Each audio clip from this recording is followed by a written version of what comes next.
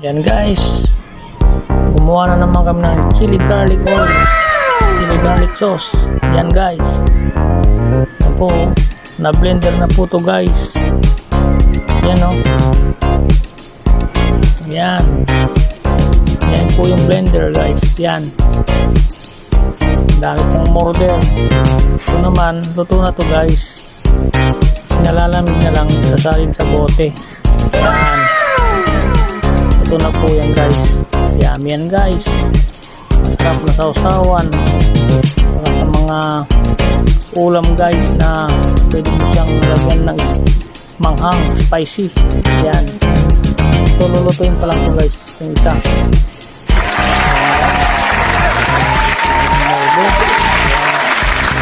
Gumawa po kami ng chili garlic oil, chili garlic sauce. Yan guys.